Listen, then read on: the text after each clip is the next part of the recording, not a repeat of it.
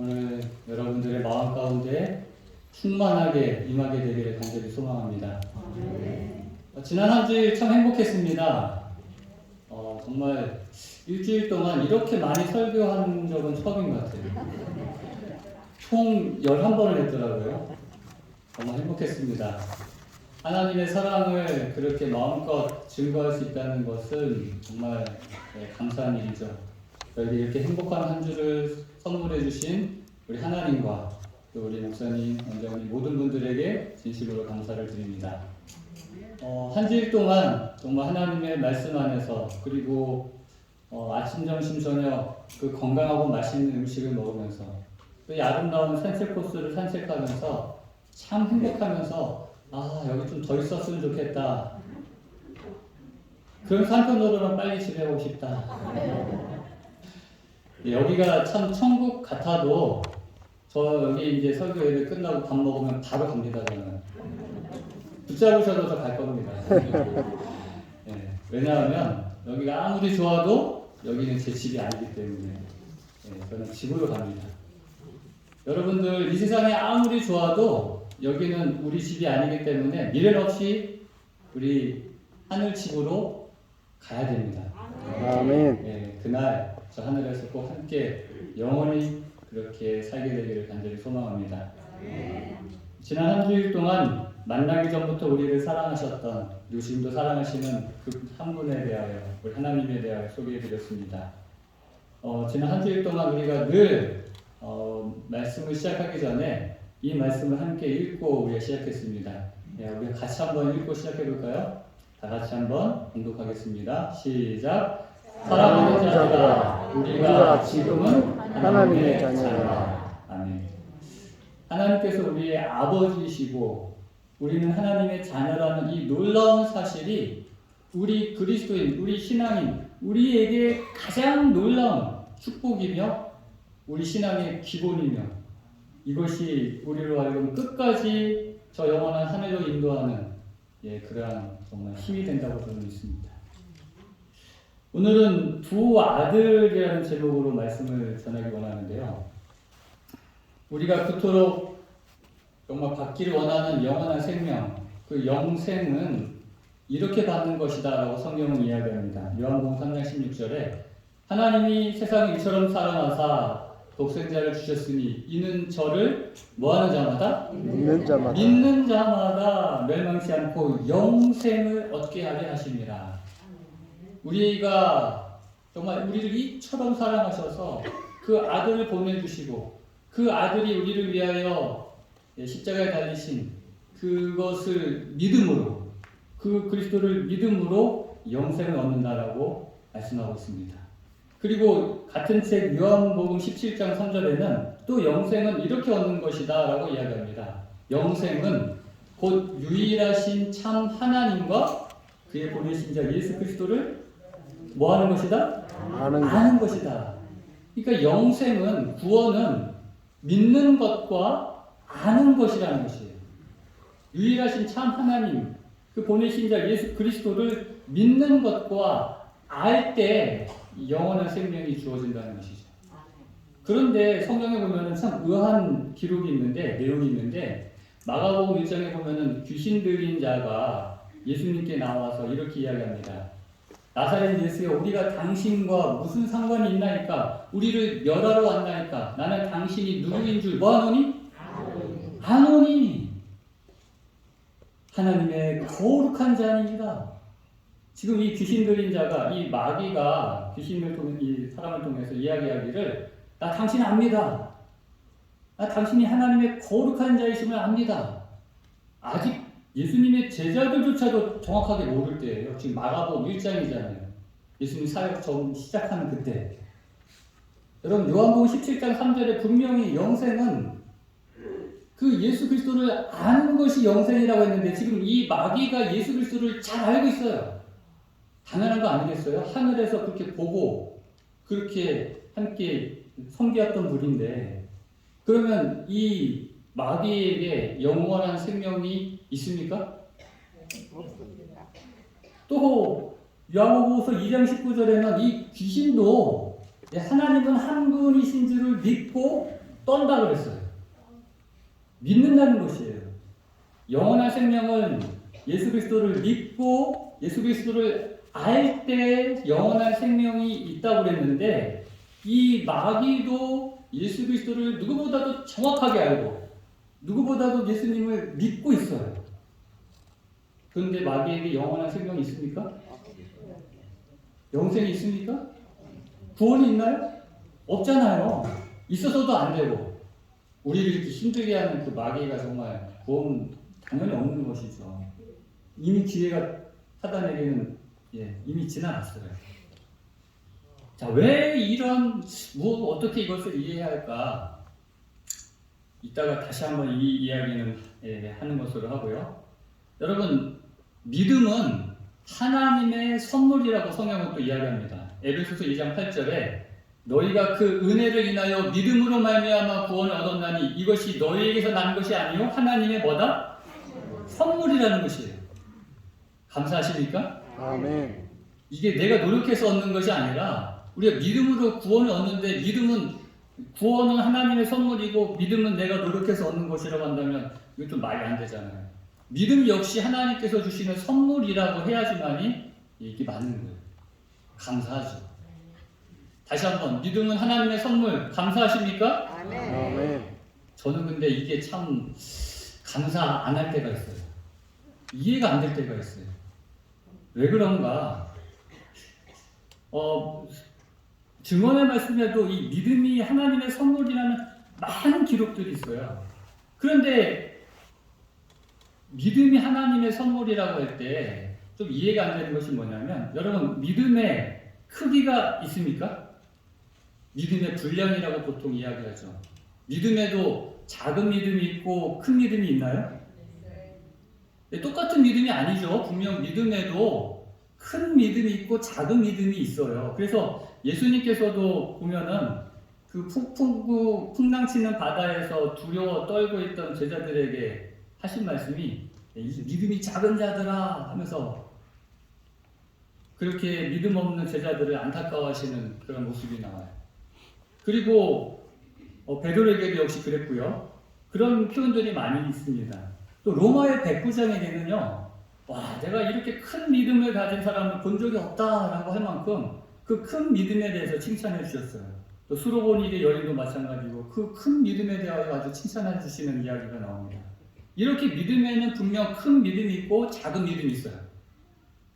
여러분 어떤 믿음 갖고 싶습니까? 당연한 거죠. 저도 큰 믿음 갖고 싶어요. 근데 믿음이 아까 뭐라고 그랬어요? 하나님의 뭐예요? 선물이라고 그랬잖아요. 이게 내가 노력해서 얻는 거라고 한다면 내가 작은 믿음 갖는 거 내가 노력 못했기 때문에 어쩔 수 없지만 하나님께서 주시는 선물이라고 한다면 내가 작은 믿음 갖고 있는 거는 이거 내 잘못이 하나님 잘못이에요. 내가 잘못한 거예요? 하나님 잘못한 거예요? 이건 하나님이 나한테 작은 믿음 주시가지고 내가 작은 믿음 갖고 있는 거 아니겠어요? 안 그래요? 좀 이상한가요? 이게 믿음이 하나님의 선물이라고 할 때 이런 논리적인 모순이 생깁니다.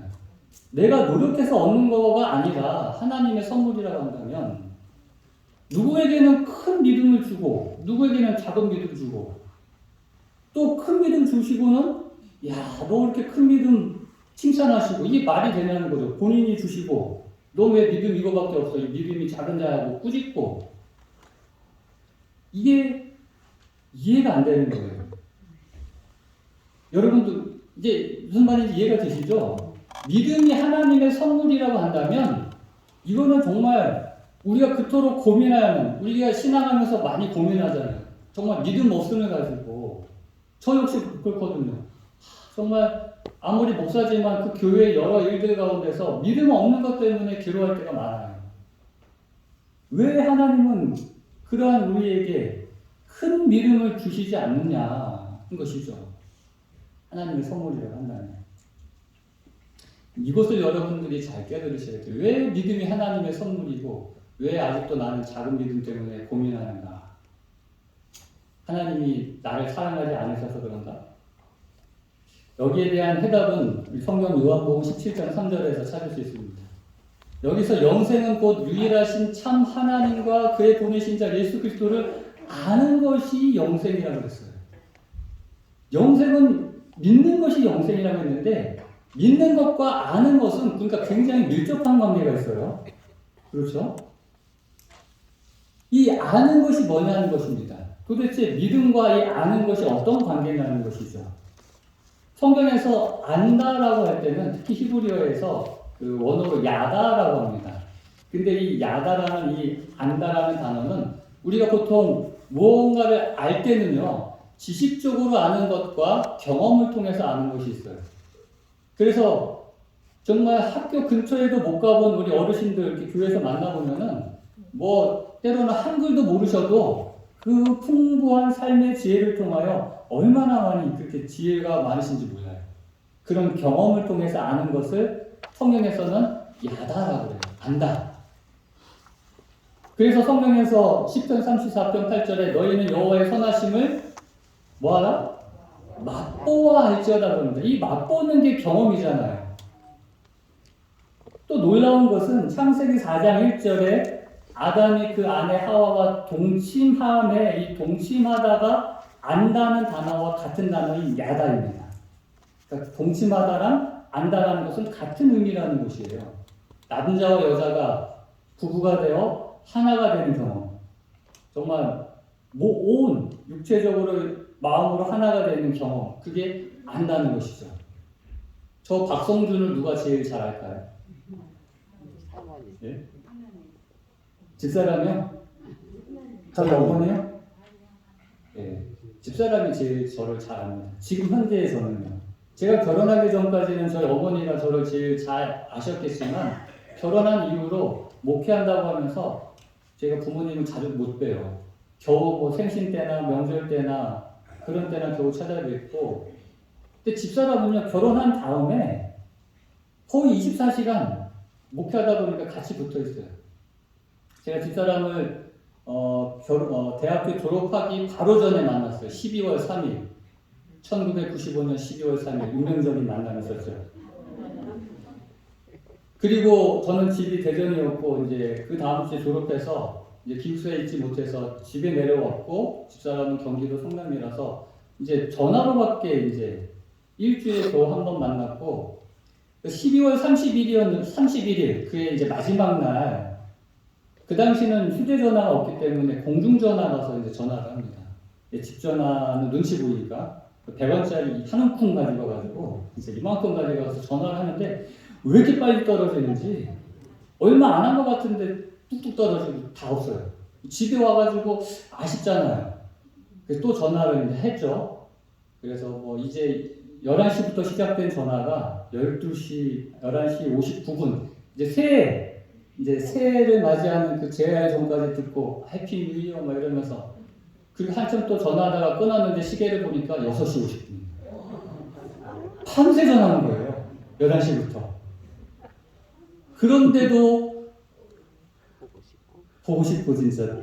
그래가지고 앉아고 다시 세수하고 머리 감고 고속버스 타고 성남으로 갔어요.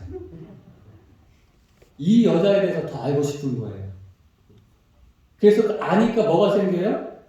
믿음이 생겨요. 그래서 결혼하게 되고 지금까지 같이 사는 것이죠. 아는 것이란 두 가지 아는 것이 있다고 저는 생각합니다. 그러니까 믿음에 대해서요. 두 가지 믿음이 있는데 첫 번째는 관계가 있는 믿음, 그러니까 경험, 그 안다라고 그러죠. 그 관계, 경험이 있는 믿음이 있고 관계가 없는 믿음이 있어요.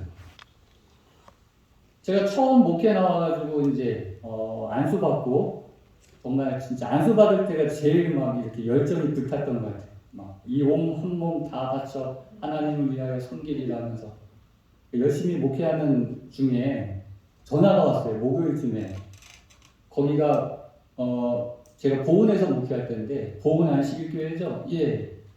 거기 교회가 어디에 있죠? 왜 그러시죠? 했더니 제가 이번 토요일에 교회 가려고 합니다. 그러세요? 자기가 이제 학교 다닐 때 교회를 다니다가 이제 사회생활하면서 이제 먹고 살기 바빠가지고 교회를 떠나서 하나님 떠나 살다가 큰 어려움을 겪고 나니까 다시 하나님을 찾아야겠다는 생각이 들어서 교회를 가야 되는데 그럼 어느 교회를 갈까? 내가 어렸을 때 다녔던 그 안식일 교회를 내가 가고 싶어서 전화했노라. 얼마나 기쁜 소식이에요. 목사가 들을 수 있는 가장 행복한 이야기입니다. 아멘. 그래서 제가 설교를 준비하고 있다가 다른 걸로 바꿨어요. 그분을 위해서 진짜. 탕자의 비유. 탕자 같은 이분에게 정말 힘이 되어드리고 싶어가지고 그리고 안식일 아침에 일찍 오신 분들한테 제가 광고했어요. 이런 분이 오늘 오신다고 연락이 왔는데 오시면 여러분 따뜻하게 맞이해 달라고. 그런데 안식일 학교 시작하고 교과 공부 시작하고 안식일 학교 끝났는데도 이분이 안 오는 거예요. 설교 이제 예배 시작하고 설교 시작하고 설교 끝났는데 예배 끝나도 이분이 안 왔어요. 아 정말 왜 안 왔을까? 분명히 온다고 했는데 근데 5시쯤 돼서 전화가 왔어요. 다 그분들은 집에 가고 목사님 그분이에요. 제가 지금이라도 교회 가도 되겠습니까? 아 오세요. 진짜 좀 있다가 어떤 남자분이 오셨어요. 한 40대 초반에 약간 다리를 절면서 오셨는데 이제 사택으로 제가 그분을 안내해가지고 저희 방에서 이제 한참 얘기하는데 이분이 지난 과거의 이야기를 하는 거예요.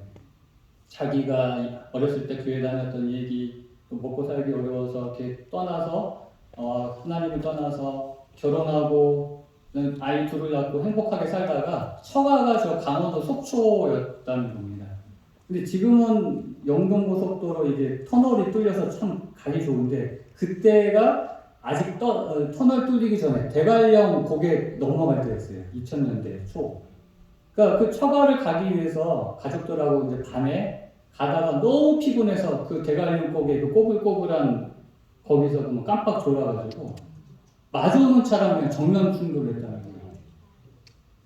자기는 의식도 없고 깨어나 보니까 아내랑 2 아이는 다 죽고 2달 만에 자기가 깨어났다는 거예요. 상대편 운전자도 죽고 정말 눈물이 나가지고 얼마나 정말 근데 이분의 그 딱한 사정이 어떻게 보험까지 오게 되는가 보험에 아는 후배가 자기의 딱한 이야기를 듣고 여기 와서 같이 자기랑 일해보자고 그래서 이제 그때 목요일날 왔다는 겁니다. 그리고 이제 교회를 이제 나오기 위해서 찾았는데 근데 왜 오늘 못 왔는가 이 후배가 마침 오늘 아침에 술 먹고 밤새 술 먹고 들어와가지고는 시비가 붙어가지고 자기랑 그래가지고 그냥 어떻게 한 대 쳤더니 이 친구는 나가버리고 자기도 그냥 속상해가지고 교회를 못 왔고 또 오늘 처가에 그 자기의 짐 이제 뭐 다 이제 그 뭐 위자료 해가지고 다 재산 날리고 그 처가에 이제 얼마 남지 않은 짐을 가서 가져오려고 했는데 돈은 없는데 이 친구가 돈 주기로 했는데 돈도 안 주고 나갔다는 거예요. 그래서 막 안타까워하는 그 모습을 보고 제가 너무 불쌍하고 좀 도와주고 싶어가지고 가만 생각해보니까 속초까지 보온해서 가려면은 또 짐까지 가져온다고 하니까 10만 원은 최소 있어야 될 것 같아서 한 10만 원 정도 있으면 갔다 오실 수 있나요? 그랬더니 갔다 올 수 있대요. 제가 돈이 없어서 제가 그분 모시고 제 차로 은행에 가가지고 현금 서비스 10만 원 잘 받았어요. 그리고 그분한테 드리고 터미널까지 모셔다 드리고 잘 갔다 오시라고. 내일 일요일날 오시면 꼭 전화 달라고 제가 도와드리겠다. 그리고 그분 보내드리고 다시 집 와가지고 교인들한테 또 다 전화를 했어요. 이분이 내일 일요일에서 내일 이삿짐 가지고 오니까 다 대기하고 있으라고. 전화하면 빨리 와서 도와주라고. 그리고 진짜 다 대기하고 있는데 안 오시는 거예요. 그 다음날. 근데 저녁에 전화가 왔어요. 왜 안 오지 했는데 그날 마침 비가 조금 왔거든요. 목사님 오늘 비가 와서 제가 오늘 못 갔는데 제가 며칠 내로 갈 거니까 그때는 꼭 연락 드리고 가겠습니다. 근데 월요일날 그 다음날 저희 충청 앞에 그 인터넷 게시판에 있어요. 홈페이지 게시판에 들어가 보니까 제목이 이랬어요. 이런 사람을 조심하세요.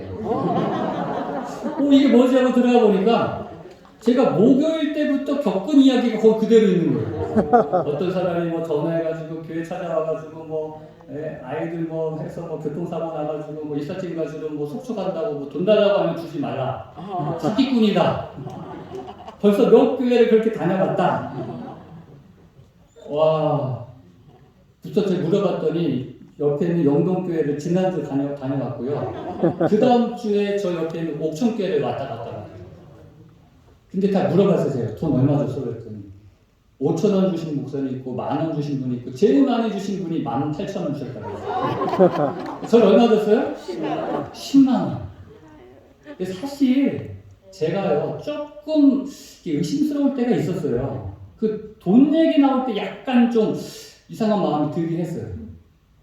그런 경험들이 이렇게 목회하다 보면 여러 있거든요. 이렇게 도와달라고 하시는 분들이. 근데 정말 그 눈물까지 흘리면서 막 그 저도 감동받고 막 같이 막 이렇게 울컥하는 그 마음에 제가 그런 마음이 들 때 막 아니야. 제가 의심했으면 제가 그렇게 전화하고 했겠어요 그림들한테. 또 하나 의심스러운 사건은 약간 쩔뚝거리면서 그렇게 오셨던 분이 제가 터미널에 이제 모셔다 드리고 내리고 이제 이렇게 가면서 이렇게 신호등 걸려서 보니까 횡단보도를 뛰어서 건너가시더라고요. 그런데 제가 그때도 믿으려고 정말 노력했어요. 믿었어요 진짜로. 제가 안 믿었으면 아까 얘기한 것처럼 제가 교인들한테 다 그렇게 전화해가지고 기다리라고 대기하라고 내가 얘기 못했겠죠. 정말 저는 믿었습니다. 그리고 믿고 싶었어요. 믿기를 원했습니다. 그러나 그런 나의 믿음이 앞으로 사람을 믿는 것이 더 어려워질 것 같아서 그 10만 원 때문에가 아니라 그러한 것 때문에 더 제가 그때 안타까워했어요. 여러분 제가 그때 그 사람을 믿으려고 했던 믿음이 진짜입니까? 믿음이죠. 진짜예요. 그거는 정말 제가 그 사람을 믿었어요 진짜. 근데 그때는 제 의지가 작용했어요. 그 사람과 저는 아무 관계가 없어요. 저는 그 사람을 몰라요. 그렇기 때문에 제가 그 사람을 믿으려고 하는 믿음은 내 의지가 작용하는 믿음이에요. 내가 믿어야지 하는 정말 노력이 필요한 믿음입니다. 그러나 관계가 있을 때, 아는 그 알미 있을 때, 경험이 있을 때는 달라요. 두 종류로 보통 나누죠. 오랜 경험을 통해서 믿음이 가는 사람이 있고요. 믿음이 안 가는 사람이 있어요. 아무리 콩으로 매주를 쓴다고 해도 그 이 사람은 뭐 경험해보니까 믿을 수 없는 사람이 있고 어떤 사람은 정말 정직하고 성실하고 정말 따뜻하고 정말 이 사람은 뭔 얘기를 해도 그냥 믿음이 가요 진짜. 내가 정말 믿어야지 하는 그런 노력에 의해서가 아니라 저절로 믿음이 생겨요. 여러분 저를 믿습니까? 아멘. 믿어주신다니까 감사합니다. 사실 뭐 못 믿을 게 뭐 있어요. 제7일 안식일 예수제님 그 안수받은 목사를 못 믿으면 누구 믿겠습니까? 그러나 저를 믿는 믿음은 조금 다를 거예요. 저와 여러분들과는 관계가 그렇게 많지 않아요. 여러분 저를 잘 모르시잖아요. 제가 여러분들한테 돈 빌려달라고 하면은 꼭 빌려주시겠죠? 한 100만 원 빌려달라고 하면 제가 오늘 저 집에 가야 되는데 좀 차가 좀 고장나서 좀 100만 원만 빌려주십시오 하면은 뭐 주지 뭐 하서 주실 겁니다. 근데 그 액수가 좀 많아지면 나를 어떻게 한다고 나를 언제 봤다고 돈을 달라고 그래? 그렇게 생각하지 않으시겠어요? 그럴 수 있죠. 근데 여러분 그 사람이 좀 다른 사람이라면 여러분의 자녀나 여러분의 친한 친구거나 우리 오규선 목사님이나 저하고는 좀 다를 겁니다.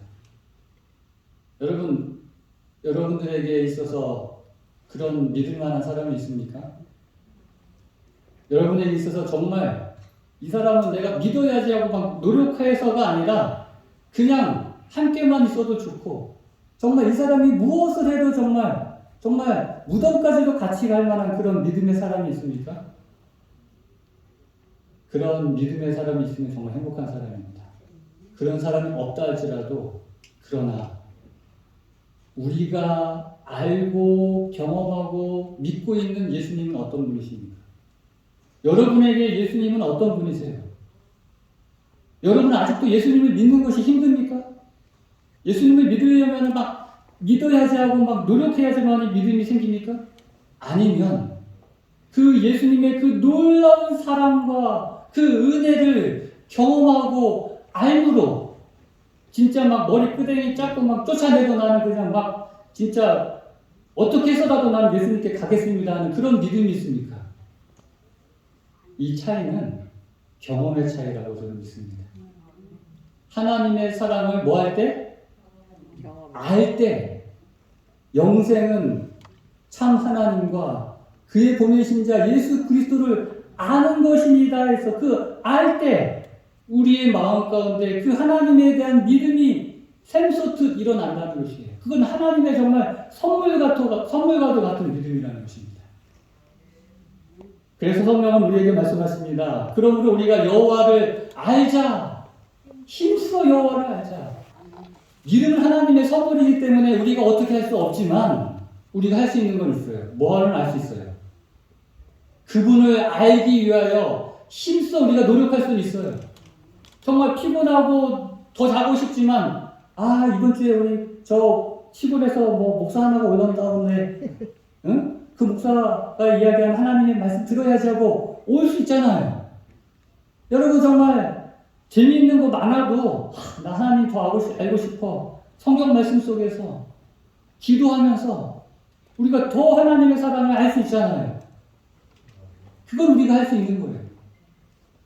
기도와 말씀과 이러한 하나님의 사랑에 있는 곳에서 그리고 매일의 삶 속에서 저같이 암에 걸려가지고 죽을 뻔하다가 살아나야지만 하나님의 은혜를 아는 게 아니잖아요. 그거 별로 좋은 거 아니에요.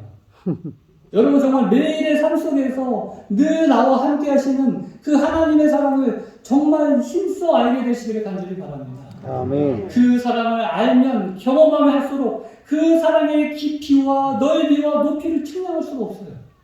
더 알고 싶어요. 성경에 있는 인물들은 그 사랑을 알고 경험했기 때문에 죽는 그 순간까지도 하나님을 배반할 수가 없던 것입니다. 끝까지 주님을 믿음으로 따라갈 수밖에 없었던 것이에요. 여러분 그렇다면 아까 처음에 우리가 궁금했던 게 있었죠. 왜 이 제자들에게 이 믿음이 작은 자들아 이렇게 꾸짖으셨는가? 여러분 이 세상에 예수님 계실 때 그 누구보다도 예수님을 잘 알았던 사람, 누구보다도 예수님을 정말 경험으로 아는 사람은 누구예요? 제자들이에요.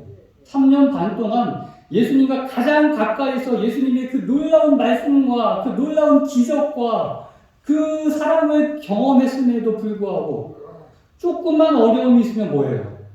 두려워하고 무서워하는 이 제자들을 보면서 안타까워하시는 거예요. 너희는 나 아는데 왜 아직도 이렇게 믿음이 없느냐? 안타까워하실 수밖에 없지 않습니까? 너는 모르지도 않은데 반면에 그 로마 백부장이나 그 수로보니게 여인은 이방인이에요. 예수님을 직접 만난 적도 없어요. 그럼에도 불구하고 예수님께 와가지고 뭐라고 해요? 예수님 말씀만 하셔도 내 종이 나을 줄 제가 믿습니다 하니까 예수님이 놀랄 수밖에 없는 거예요. 너 나랑 만난 적도 없는데 나 잘 알지도 못하는데 어떻게 이렇게 큰 믿음 갖고 있을 수 있을까? 감탄하시면서 기뻐하시는 겁니다. 아무리 오래 신앙한다고 해서 믿음이 생기는 거 아닙니다. 여러분. 단 한 번의 만남이라 할지라도 그 예수님의 사랑을 그 십자가의 사랑을 가슴으로 경험하면 그 사람은 정말 죽을 때까지 예수님을 붙잡을 수밖에 없는 그 믿음이 그의 가슴 속에 자리 잡을 수밖에 없는 것입니다. 여러분 모두가 그런 믿음 갖게 되길 간절히 바랍니다. 아멘. 마귀는 예수님을 아무리 알고 그건 가슴으로 하는 게 아니라 지식적으로 하는 거예요. 머리로. 봤기 때문에 하늘에서. 그러나 이 마귀가 하는 말처럼 뭐예요? 우리가 당신과 무슨 상관이 있나니까? 당신과 아무 상관없는데 하나님과 상관없는 믿음, 아는 것, 그거는 소용이 없다는 것이죠. 경험을 통해서 나일처럼 살아가신 하나님의 사랑을 여러분들이 깨닫게 되시기를 간절히 바랍니다. 그래서 성경은 이야기하죠. 요한은 하나님이 우리를 사랑하시는 사랑을 뭐하고? 알고 그걸 경험하고 그 다음에 뭐예요? 그래서 믿었노니 그 알미, 그 경험이 우리를 주님의 그 믿음으로 우리를 이끈다는 것이죠. 하나님은 사랑이시라. 제가 마지막으로 오늘 왜 제목이 두 아들인가를 좀 말씀드리고 마치겠습니다. 저는 저희 집이 이제 저랑 밑에 여동생, 남동생 이렇게 삼남매입니다. 근데 원래 제일 위로 제가 제일 큰 이제 첫째인데 제 위로 형님이 한 분 있었다고 그래요. 근데 태어난 지 100일 만에 그 병원의 실수로 인해서 잘못돼가지고 죽었다고 그래요. 근데 그 이후로 저희 어머니가 이제 임신을 했는데 유산하고 임신하면 또 유산하고 임신하면 유산하고 3번을 연거푸 그렇게 유산을 하셨어요. 저 어머니가 좀 몸이 약하셨거든요. 병원에 갔더니 병원에서 습관성 유산이라고 아무래도 아기 낳기는 어려울 것 같다고 얘기를 했다고 해요. 저희 어머니가 몸이 약하니까 옛날 그 시골집에 보면은 막 쥐들 많이 다니잖아요. 화장실 가다가 쥐가 훅 지나가는 거 보면 놀래가지고 유산하고 또 뒤에서 애기 엄마하고 부를 때 또 놀래가지고 또 유산하고 그러니까 그러다 보니까 저희 어머니가 참 아버지가 낙심하다가 또 임신을 하시게 됐어요. 그랬더니 저희 아버지가 저희 엄마를 이제 방에 딱 가둬놓고 저희 결혼 안 한 이제 작은 이모 오시라고 그래가지고 작은 이모가 살림하면서 꼼짝 말고 여기서 10달 동안 해서 못 나오게 해가지고 낳은 아들이 박수입니다. 우와. 얼마나 귀한 아들인지 여러분 아시겠죠 제가? 네. 5년 만에 결혼하신 지 5년 만에 저를 낳으셨어요.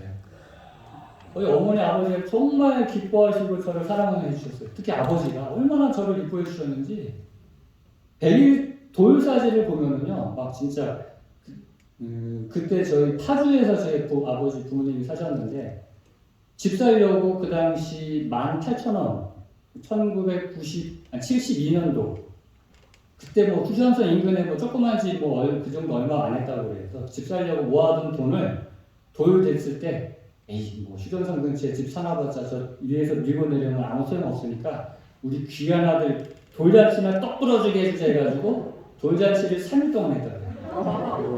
하루는 동네 분들, 하루는 친척들, 하루는 직장 동료들 해가지고 예, 제가 얼마나 귀하고 사랑받는 아들인지 아시겠죠? 근데 제가 그렇게 귀한 사랑을 받고 근데 아이를 못 낳을 거라고 했던 저희 어머니가 그 뒤로 또 여동생, 남동생을 또 이렇게 낳아서 3남매가 됐어요.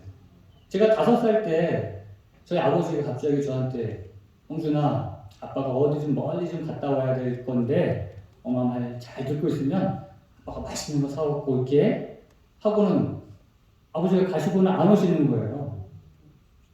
그때 이제 아버지가 저 중동에 그때 근로자로 이제 정말 가족들 먹여 살리려고 떨어지지 않는 발걸음으로 예, 중동으로 이제 돈 벌러 가십니다. 저는 몰랐어요. 그게 무슨 의미인지. 아버지 금방 오신다는 것만 믿고 진짜 아버지가 오실 날만 기다렸어요. 늘 엄마한테 물어봤어요. 아빠 언제 와? 금방 오실 거야. 아빠 언제 와? 그리고 저는 꿈에도 지금도 생생하게 기억나는 것이 아버지가 꿈속에 이렇게 집에 오신 꿈을 꿨어요. 근데 깨어나 보면 꿈이고 막 그 어린 나이에 정말 아빠가 보고 싶어가지고 그런데 한 1년 반쯤에 아버지가 휴가를 나오셨는데 그때 당시만 해도 전화가 없었어요. 그러니까 이 아버지는 뭐 이렇게 연락을 한다고 했는데 또 마침 저희가 대전으로 그때 이사를 했고 파주에서 연락이 안 돼가지고 하여튼 겨우 아버지가 그냥 주소만 가지고 갑자기 오신 거예요. 연락도 없이 1년 반 만에 한밤중에 저는 자고 있는데 엄마의 비명소리에 깼어요. 어머니도 엄청 놀랐겠죠. 막 한밤중에 남편이 들어오니까 성준이 아파서 딱 그러는데 딱 눈 떠보니까 진짜 아빠가 저기 막 계신 거예요. 들어오시는 거예요. 제가 어떻게 했을까요? 자다 말고 진짜 뭐 아빠 하고 막 진짜 가가지고 아빠 목 붙잡고 이게 진짜 꿈인가 생신가 이러면서 막 아빠 목을 놔주지 않았어. 막 너무 좋아가지고 아빠 막 이러면서. 근데 제 막내는 저 막내 동생은 아버지가 그렇게 가실 때 돌이 되기 전이었어요. 근데 아버지가 얼마나 눈에 밟혔겠어요. 돌도 안 되니까 아들을 두고 가는 그 아버지의 마음이. 그래서 이 아들을 이제 저를 이제 떼어놓고 그 막내 동생 아들 안아보고 싶어서 제 동생 이름이 욱진이거든요. 욱진아 하고 이렇게 안으려고 했더니 제 동생 어떨까요? 와 하고 울어요. 막. 울면서 엄마 뒤에 숨어가지고 뭐 아무리 안 내려고 해도 막 나오질 않아요. 동생은 아버지가 뭐예요? 낯설어. 그냥 무서운 아저씨 같아. 왜 이상한 아저씨가 와가지고 막 안하려고 하니까 무슨 차이예요, 여러분? 아는 것도 모르고. 똑같은 아버지의 아들이면 분명해요. 저도 아들이고 제 동생도 아들인데 무슨 차이예요? 아는 것의 차이예요. 그 아버지의 사랑을 아느냐, 경험했느냐의 차이가 이런 차이가 생기는 겁니다. 아는 사람은 어떻게 해요? 우리 주님 오실 때 정말 기쁨의 경험, 감격하여 아멘 주 예수 오시옵소서 하면서 정말 기뻐 어쩔 줄을 모르는데 어떤 아들들은 어떻게 해요? 바위 뒤에 숨어 바위야 사나 저 무서운 얼굴에서 나를 좀 가려달라 하지 않습니까? 이 세상의 모든 하나님의 자녀들은 분명 하나님의 자녀임이 분명한데 중요한 거는 우리가 지금 하나님의 자녀임을 여러분들이 마음으로 경험하셔야지만이 우리 주님을 기쁨으로 맞이할 수 있다는 것입니다. 아멘. 사랑하는 여러분, 하나님이 정말 이 세상을 너무 사랑하셔요.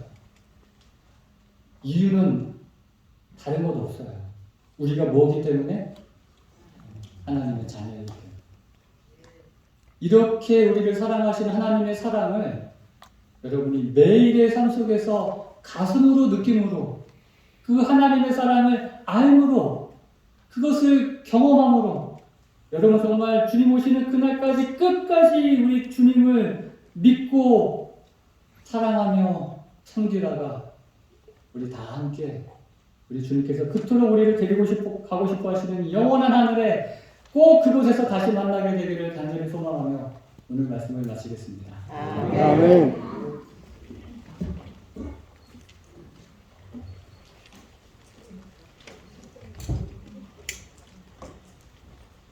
자리에서 일어나셔서 장례 300장 보시겠습니다.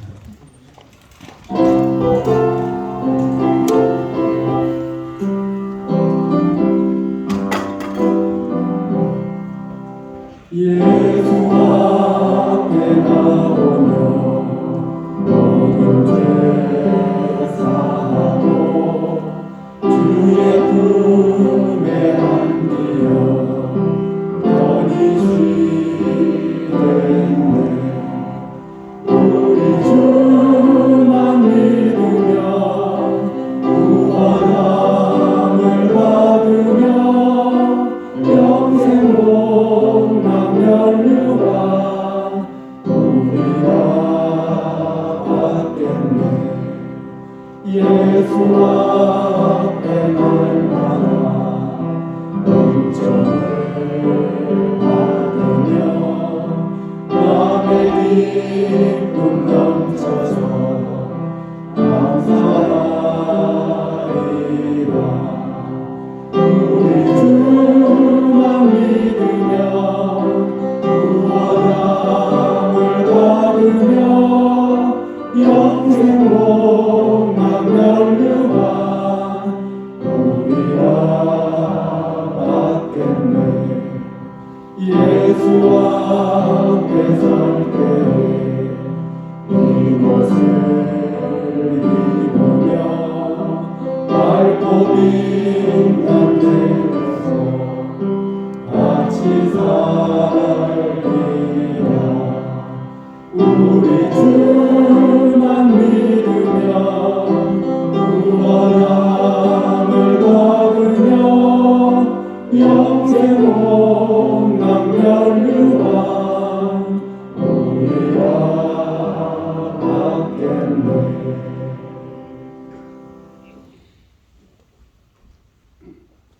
아버지 하나님, 우리를 이처럼 사랑하여 주셔서 감사합니다. 아멘.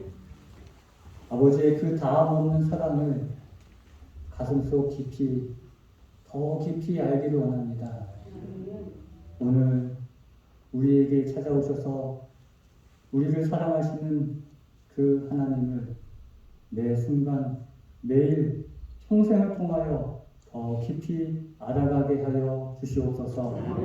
이제는 우리 하나님의 그 크신 사랑과 주님의 놀라운 은혜와 성령 하나님의 감화 감동하심이 우리 모두에게, 특별히 육신의 질병과 아픔으로 하나님께 부르짖는 우리 환우들에게 이제로부터 영원토록 함께하여 주시옵기를 우리의 소망 되시는 예수 그리스도의 이름으로 간절히 축원하옵나이다. 아멘. 주님 다시 오실 때까지 나는 이 길을 가리라. 좁은 문 좁은 길 나의 십자가 지고 나의 가는 이 길 끝에서 나는 주님을 보리라. 영광의 내 주님 나를 맞아주시니 주님 다시 오실 때까지 나는 일어나 달려 주의 영광 온 땅 덮을게. 나는 일어나 노래하리. 내 사모하는 주님 온 세상 구주시라. 내 사모하는 주님 영광의 왕이시라. 영광의 왕이시라.